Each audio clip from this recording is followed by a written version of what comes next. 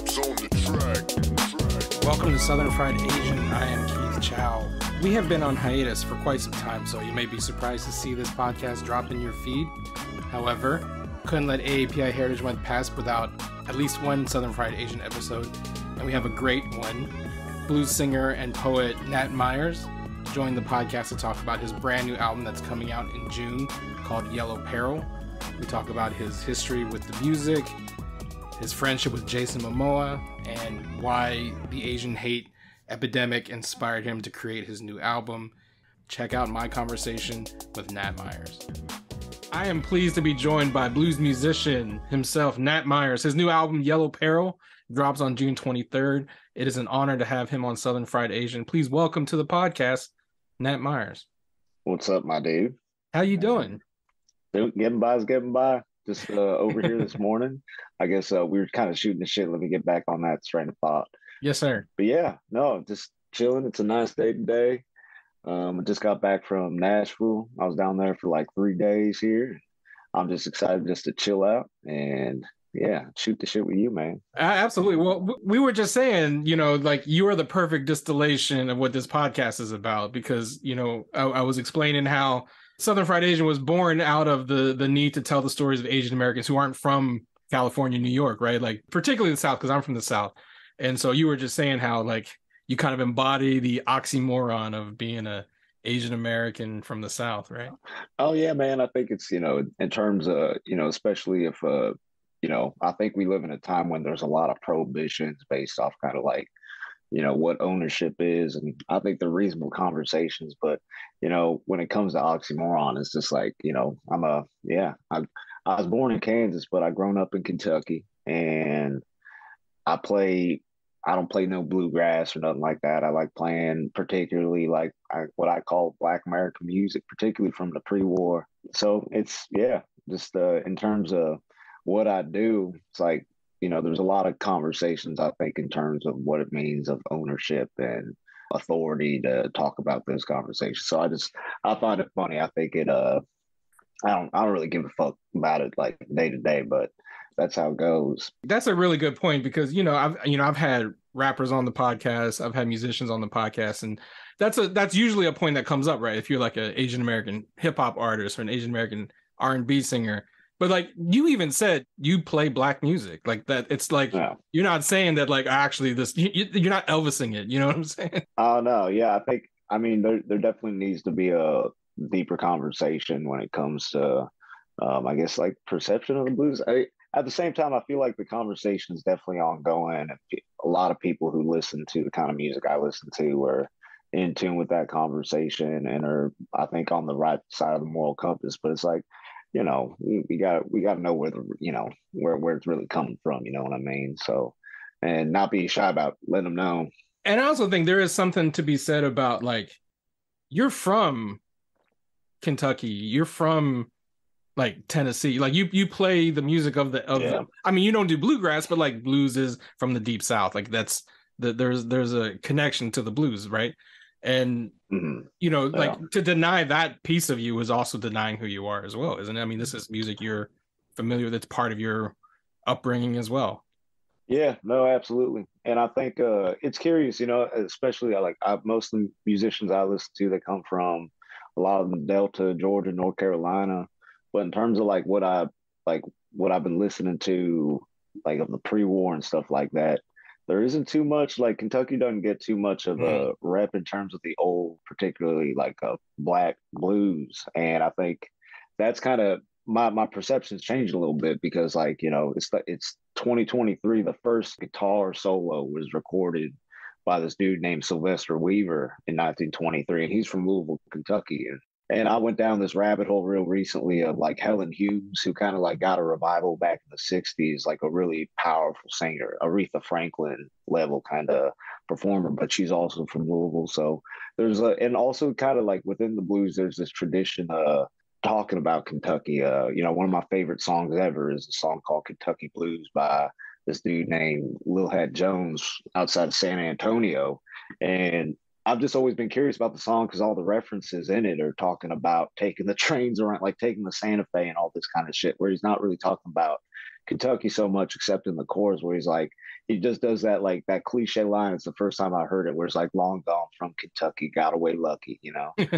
Yeah, no. So it's like I think also exploring like I think being from Kentucky, you don't necessarily look at it as a state where like there's a lot of blues in terms of like rupturing out of the ground and say the African American sense, but that's just a complete like misperception of my own that I've definitely been getting turned on to a lot more. And I think I was talking with Marcus Dowling, this journalist from over at Tennessee, and he was kind of telling me like I should kind of get deeper into the bluegrass stuff, which I grown up listening to. I just don't play it none.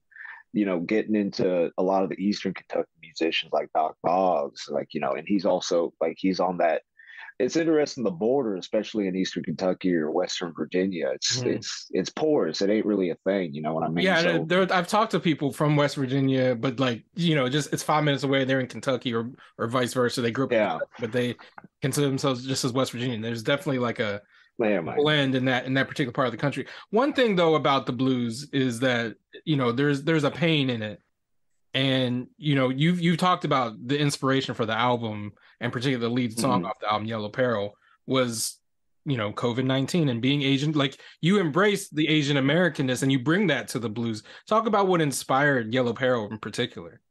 Oh yeah, man. I mean, I've said this before to like my friends, but I feel like, and people know me, kind of know how I react to things. But like if something gets like hairy, you know what I mean? Like my initial reaction is just kind of laugh. It's just my coping mechanism. And I think it started turning into this weird thing. I mean, hey, I think anybody who looked like us or, comes from Asia generally could like, once you saw that, like, yeah, I remember like it being like January 1st and seeing in the AP because I love reading the AP, just kind of getting where everybody else gets their stuff from. And they're talking about this new virus that's starting overseas and it's starting in China. And like I feel like I was 20 steps ahead of everybody. It's just like, oh shit. like this ain't, how things are unfolding. Then you started seeing these like, started seeing this shit where people are bowing like, poor Ajimas like on the street and shit like that. You're like, oh fuck, And I don't know, I think it's a trickle down to me. I think a lot of what happened is that there was a moment in time where, this is my opinion, I'd love to know your perspective on it too, my dude. But like, the people kind of like with the voice boxes in the demagogue position really leaned into it, and that just kind of trickled down. And anybody I think with a chip on their shoulder, just like maybe a screw loose, it's just like it's the same reason why crazy people always say they're Jesus Christ or something like that. I don't know. Like, it's easy to scapegoat, right? Like, and Yeah. you could have written the song Yellow Peril 45 years ago about what happened in Michigan to a guy named Vincent Chin. Like, this was during the time of like, absolutely panic around Japanese people taking our jobs in the auto industry, and there was this Chinese 100%, man, in Michigan who got beat to death because two white dudes like mistook him for a Japanese dude. Not that it was cool if he was Japanese either, right? But like that kind of whole scape, to your point, demagogue saying like, these people are out here to take your jobs, or these people are out here to like to cough on you. Either way, it's easy to scapegoat people who look other, and that's what happened. Oh, dude. Yeah, that's great. I mean, that's such and oh my gosh. I mean, that's kind of the most tragic conclusion of something that I think happens every day. I think, Asian folks generally, like hopefully my mom don't watch this, but she was talking about, she don't even think I'm Korean necessarily. Say, you know what I mean? Because I don't really speak the language. Sure. I really in tune with the culture too much. I'm trying to be a little bit more, and I think I definitely got a kick in the ass over the pandemic. I got a little more conscious of what yellowness and brownness kind of means. But when she says that though, I'm just like mom, you know where we live at? Like everyone thinks we're Chinese. It's like it don't like the ownership on it where everything kind of gets washed out. I mean, Chin's such a. I think that story definitely kind of shows the nihilism within the whole argument and conversation about this division that happens from people, that maybe that human instinct to otherize. Yeah. Well, and the fact that you named the song in the album Yellow Peril, I mean, that phrase in and of itself the Asian hate and all that stuff is just another incarnation of Yellow Peril that's been happening Oh yeah, time 100%. immemorial, right? Like, No, that's a really good point, man. I think, and just kind of going back to your sort of first point about pain, I think there's something to speak to. If things like intergenerational trauma, things like that are carried over, I think, when you speak about first or second generation folks coming over here, or people coming here off the boat, you're talking about folks who are escaping, you know, genocide to a certain yeah, degree. And just like, not that I don't, a good friend of mine always said comparison's the thief of joy. You can't compare the experiences, but the folks who, you know, while like my ancestors were experiencing that overseas, like people's ancestors here were experiencing in the soil here. But I think there's a lot to speak to. I think a lot of, if you bring up the idea of reunification for a lot of Koreans, it puts it hits that national, that transnational kind of perspective on like where you're at. There's just like this very real trauma that's just kind of literally jagged through the entire country over there, over the whole peninsula. Are you talking about the Vietnamese or it's just like, I don't know. I think it just speaks to a lot of what Asian Americans, do have a lot of claim to any conversation when it comes to speaking their own truth or their own emotion, and whether it be in blues music or, Gabe Lee. I don't know if you listen to his shit, but, he holds it down real hardcore over, and, he plays some tonk and stuff like that on his side. But, I'm interested, especially in the scene. I mean, there ain't too many cats that look like me doing what I'm doing. And then like in the adjacent spots, like Americana, roots music, even country music, it's just like, it's still kind of, it's like, they ain't nowhere except, folks like Gabe Lee or I don't know. It's just yeah. like, Well, I mean, yeah, it's the fact weird. that like there aren't a lot of Asian. I mean, it's funny too, though. Like, there's more Asian pop stars than when I was a kid.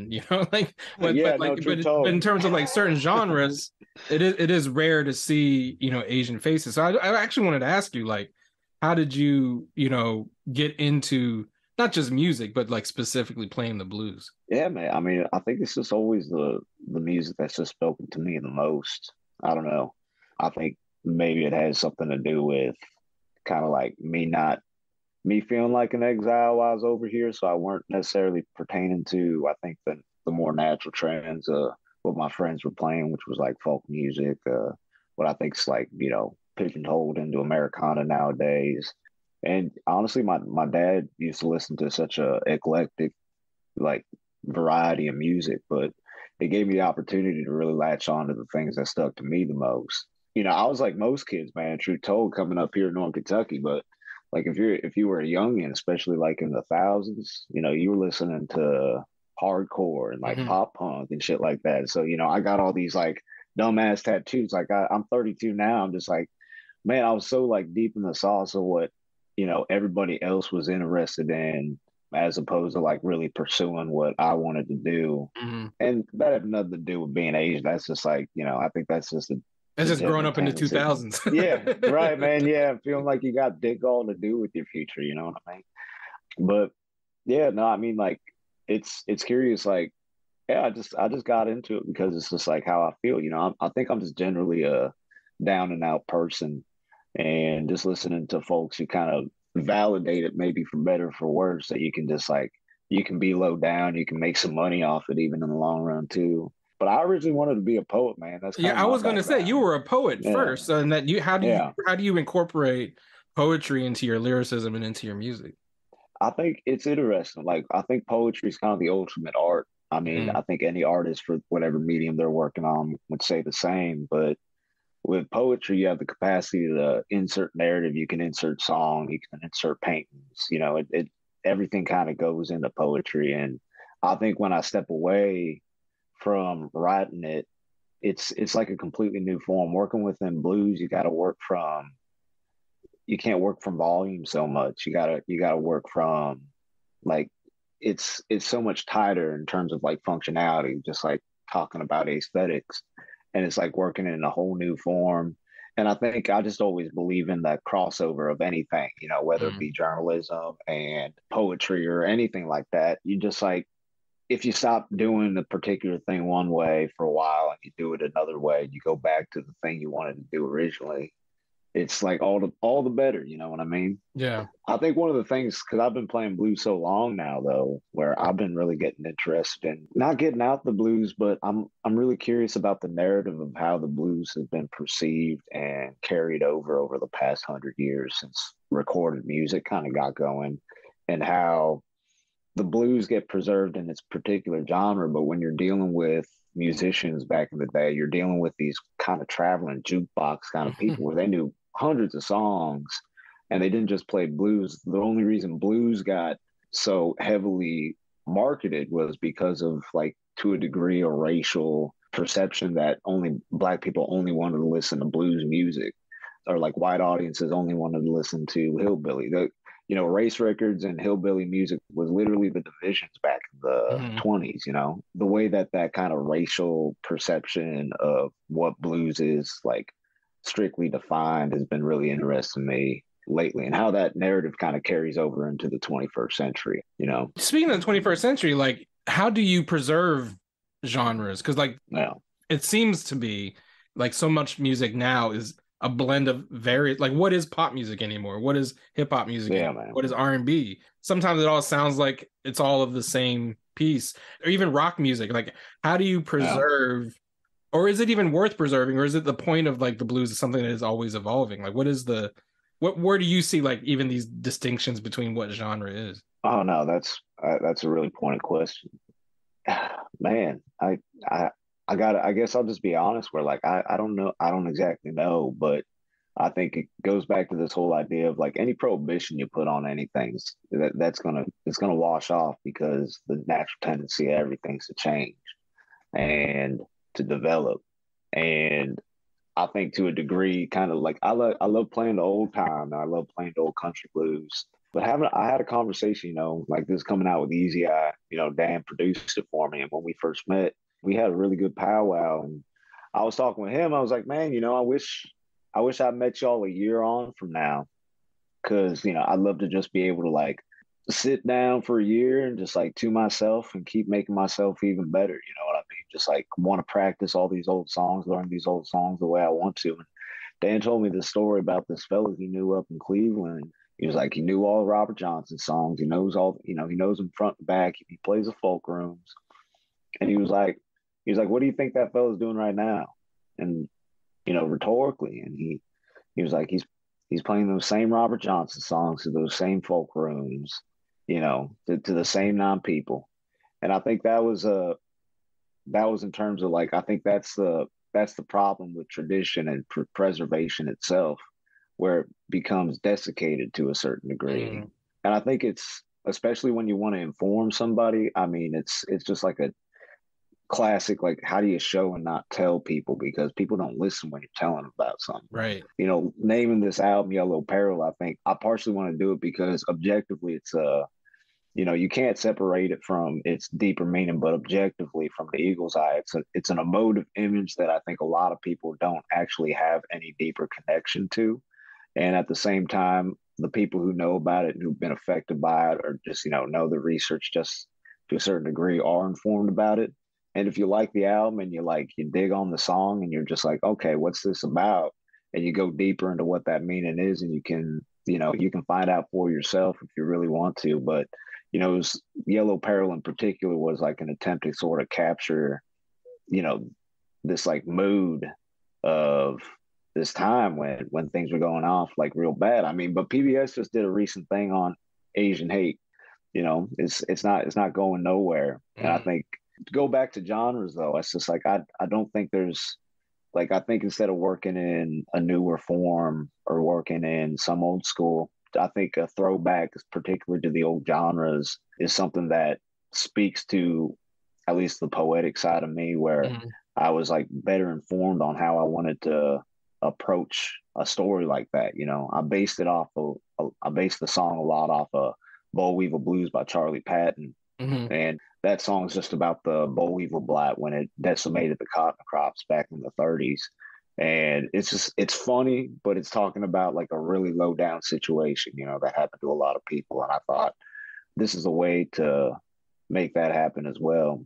But I'm curious, man. Yeah, it's like I'm really excited about how old sound kind of comes into the new in this Yeah. really cool way where I can talk about something with a throwback, something that's very relevant to now, while not necessarily like keeping it antique. I Yeah, don't know. yeah. I mean, So there's something beautiful about that juxtaposition because it does, like, when you listen to yeah, the man. song, there is definitely this retro feel to it, but then the subject matter, like I said, the subject matter is very current, but also very classic because, as we said, you could have written a song about yellow peril and how folks look at Asians Yeah, man. at any point in American history, because from the Chinese exclusion to Japanese internment to everything, like racism is so intertwined with how Asians have been treated in this country. I think that's why it's a Dude, natural fit for a blues song, actually. yeah, man. Dude, honestly, something I've been doing on my free time, I've been watching. I used to love the Three Stooges. You ever fuck with Yeah. Three Stooges? Man, dude, I had no idea. I must have seen them. I think I've seen every Three Stooges that ever was, but I just didn't realize it. But they did like a whole a whole propaganda war era, Mhm. like when the war kicked off. And holy shit, I was fucking blown away by, I mean, they really kicked their vaudeville Oriental act to like Yeah. this, I mean, this sinister level. I was just like, Oh, for sure. I whoa, mean, have you seen like the Dr. Seuss cartoons? Like Dr. Seuss would draw fucking like dude, cartoons about like the Chinese and the, stuff. So learning more about Dr. Seuss, I not that I give him a pass, but it seems more within his character than anything else. and then the Three Stooges.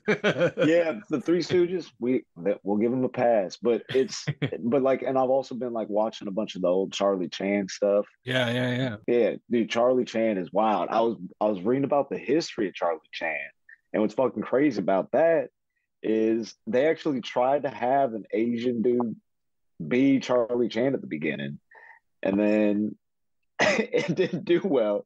So they did the whole yellow face, With and the well, yeah, with the eyes and everything. yeah, they made it all the way into like 1981 or something like that. Some crate. Hey, yeah. Yeah, no, I mean, it's a lot to dig into. Want to watch it all this summer? You're in luck. Hard Knock Media is an affiliate with Paramount Plus, and now you can stream Yellow Jackets, Waco, The Aftermath, Rabbit Hole, Grease, Rise of the Pink Ladies, Star Trek Picard, all in one place with a can't miss offer. Bundle Paramount Plus with Showtime for only $5.99 a month for the first 3 months when you use the code BUNDLEUP. This offer ends June 4th. Go to the link in the description to sign up for Paramount Plus with Showtime. Bundle it for $5.99 for the first 3 months with the code BUNDLEUP. I wanted to talk about, if you don't mind, one of your Absolutely. fans.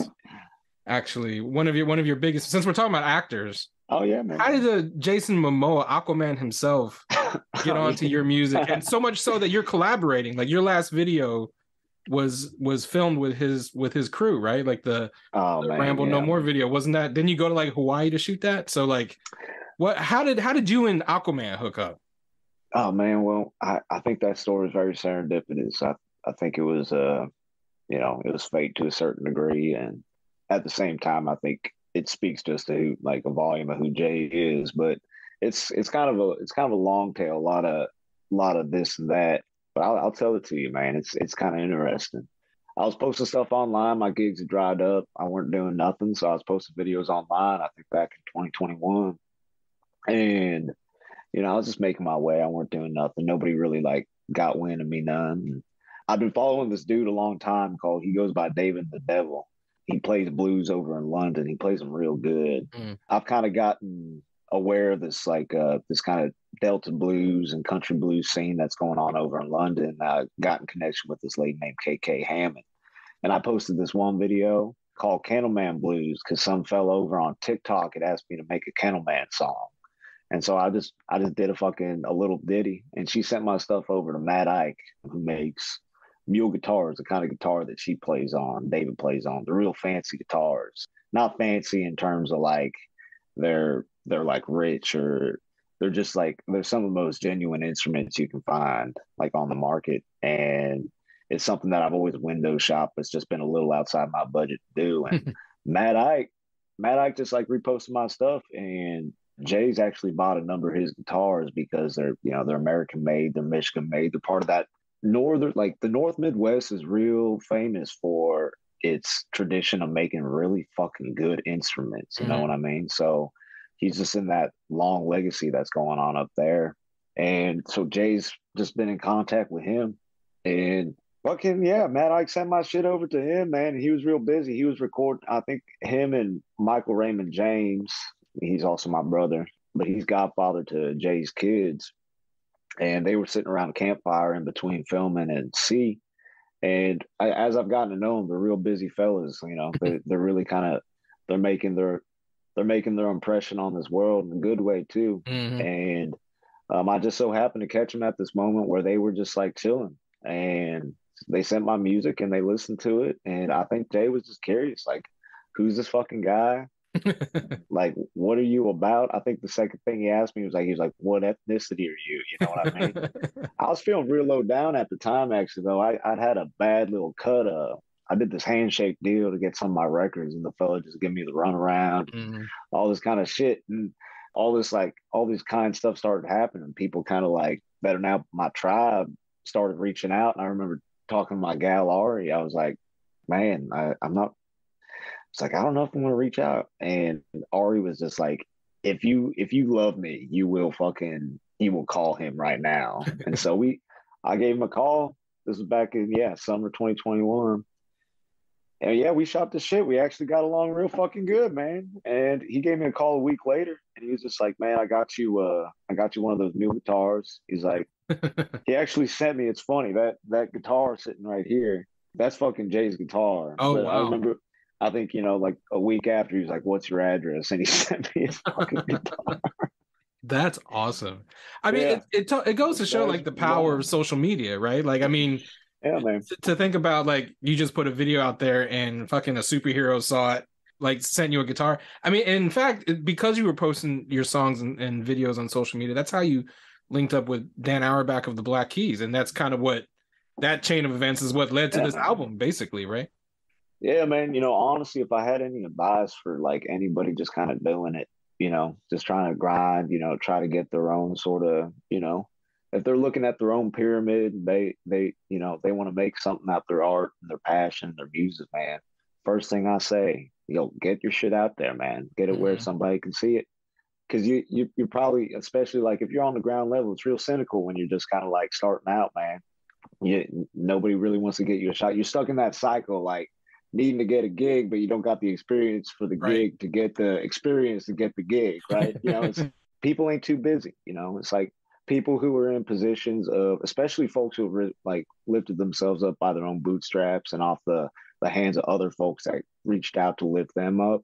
They want to do that for other people too, man. And it's like, I think that's something real powerful too. I hear a lot of talk about the cynicism of the music industry, of just the entertainment industry generally. I haven't really, at least in my day-to-day and my experiences of where I'm at now, I haven't experienced that at all. In terms of, I've just been, I guess I'm very fortunate to have been around people who genuinely love what I'm doing and really want to have the position to enable me to be more myself. It's really powerful. But yeah, and so yeah, Jay invited me down, and now he's really involved me with his whole team, like Damien and Brian Mendoza, who do stuff over at On the Roam. And he's working on this new Apple Plus series right now that I think is really, especially when it comes to Polynesian representation and conversation, is really, man, it makes me feel like bottom rails on top.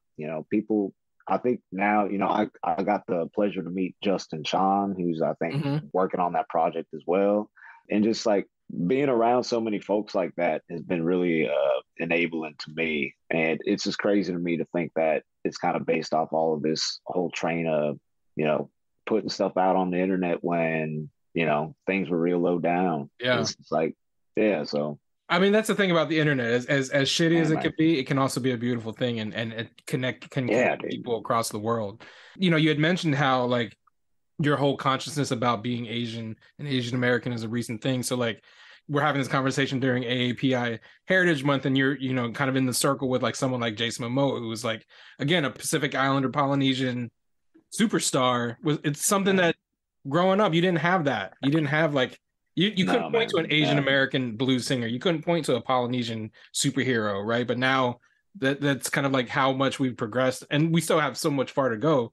But it is kind of, you just want to step back and say, wow, what, it's a good time to be alive right now, Yeah, right, man. No, 100%. I think at the same time, I gotta shout out Jackie Chan and Bruce Lee and cats like Absolutely. that, For sure. right? For Like sure. it's really like, yo, I really did latch on to those movies, like Operation Condor 1, 2, and 3. Like no fucks given. Like Yeah, that's some yeah, of the yeah. hardest fucking action movies you will find out there, 100. Yeah, yeah, yeah. but it's just like it's really awesome not being, for better and for worse. I think Jackie Chan's definitely bitched about this, right? But like what I did have to represent me was typecasted in a Yeah. certain degree, where it's Yeah, like I yeah, was yeah. only allowed the Shanghai Noon version of Jackie Right. Chan, or so actually having folks in positions where they've really shown to the powers that be, they got themselves in positions where they can call the shots, Hmm. and ultimately it helps their bottom line too. Then everybody's happy. Yeah. So I don't know. That's No, my it's good. thinking And about then, it. as you said, I mean, Jason's definitely one of those people who like lifted himself up and is trying to bring others along the ride, right? And Oh yeah, that's the kind 100%, of man. dude he is. Before we wrap, I did want to ask one thing about, like one segment that we have on this podcast is that I always Yeah, man. ask folks, especially, being from the South and being Asian, food is a big part of both sides of you, I'm sure. Oh Is yeah, man. is there a particular food or dish that, like, when you're not home, when you're not in Kentucky, that brings you back no matter where you are? If you're in Hawaii with Jason Momoa by the fire, someone tells you about this food, you're right back home. So what's that one dish that brings you back home no matter where you are? Oh, that's good, man. Honestly, if I can get like, I don't know what they call it like in Hawaii, but they do some wild ass pork dishes that remind me of what they make over at the Riverside. There's this place called Riverside Korean Restaurant over in Covington, but that place is real close to my heart. Just eating dak bulgogi like right off the plate there, like the hot pan. That's probably it. Honestly, like kimchi. I mean, it's so funny, man. Like I think a lot of Korean people can relate where your fucking garage stank when you were a kid and you didn't exactly know what it was. But it's like your mom was fucking making kimchi. That's what was going on. Yeah, yeah, But yeah. I brought it up with her like since we've gotten older. But my mom was born in 51 in the middle of the Korean War, so she's the person who's like, if it's somehow like even the like a 1% slight to like your formality, it's Yeah. like you're gonna lie through your teeth. So she's just like, I did not, dude. She swears to God that she never made kimchi in the garage. I'm just like, yeah. Like you open the Up fridge and and it's down. like, what is that smell? Yeah, exactly. Yeah, man. So whenever I smell some fucking pickled cabbage somewhere, that just takes me back right to my childhood. I mean, if you've been that close to it, I think it's like that for anybody. But anyway, man, yeah. Yeah. How about you? What brings Oh, you back, damn. man? So I mean, so my parents owned a Chinese restaurant growing up. So Oh no I'm shit. on, yeah, like I'm on this like whole tip about, and I'd say this to everyone who brings up, we started this conversation about authenticity, and there's a lot of people who act like Chinese American food is inauthentic. Yeah, man. Like Fuck like that. the General Tso's chicken or the egg roll. They're like, that ain't real Chinese food. I'm like, motherfucker, that's real to me. And so that's the food that brings me home, like sweet and sour pork, egg foo young, all that shit that people like clown all the time. That's, Yeah. to me, was real Chinese food. So like that's one. And again, going back to like authenticity and ownership, like that's, to me, like the ultimate Asian American cuisine, right? It's taking the ingredients here and adapting it and making it Asian. Because like, Yeah, man. as Asian Americans, right, we're not Asian enough, we're not American enough. And that's what people say about like Chinese American food. So I'm like, And I I'm saying identify like with that shit. like this food ain't Asian enough now. Yeah, No, I exactly. get it, dude. Yeah, yeah. I mean, it's you from the food to the identity, man. You stuck between a rock and a hard place, That's my right, dude. 100%. Well, Nat, I am so excited for the Dude, release yeah, of man. Yellow Peril. When your people brought me on, I was like, how are we not already friends? Number one, how am Yeah, I man. not like already like, at all your shows? So I'm so excited. And I'm excited. What I'm excited mostly for is the world to hear the album, Yeah, man. because I'm stoked, man. the songs I've heard, like, and Yellow Peril in and of itself is is a masterpiece of the last year for sure. It's one of my favorite songs of the year. Oh, so thanks, bro. congratulations Yo, on man. that. You must man. be excited to have this album come out in the world. What's that like for you these next couple of weeks? Man, honestly, like I was on the road for 3 months opening for G Love Special Sauce. Fucking amazing time. Yeah. But that was the longest haul I'd done. And I'm just like, I'm real stoked to just kind of focus with getting this album out. We got some stuff lined up here in June for like an album release over in Nashville and like some record stores. We can go around some record stores and yeah, honestly, just getting excited for the fall and seeing where the cookie crumbles then. But kind of taking it easy right now, kind of getting deep into the old blues, man. Yeah. So yeah, it's cool, man. If folks who are listening to this podcast want to get hip to your music, get hip to your social media profiles, what's the best way to find Nat Myers on the internet? Oh yeah, I think just Instagram's fine. If you want to find me on any of the streaming, it's just like yours truly. Yeah, I go by Nat Myers, y'all, because I think some gal named Nat Myers took Nat Myers was making it. So, but besides that, yeah, I'm basically anywhere. I'm on the Twitter, the Snore 5, Poisoned Apple, Facebook, everywhere. So I've honestly been kind of taking a little. I don't know about you, man, but I get like if I was taking as much time as I want to respond to people, I would literally never play music. I just be like I just be on social media all the time, and I literally can't live with myself right now. Yeah. But yeah, if you reach out to me, I should get back in a reasonable amount of time. All right. All right. Well, Nat Myers, Yellow Peril drops June 23rd. We are excited. Thank you so much for being on the podcast. We will be on the lookout for more songs, more videos, and those concert dates. That's what I'm looking forward to.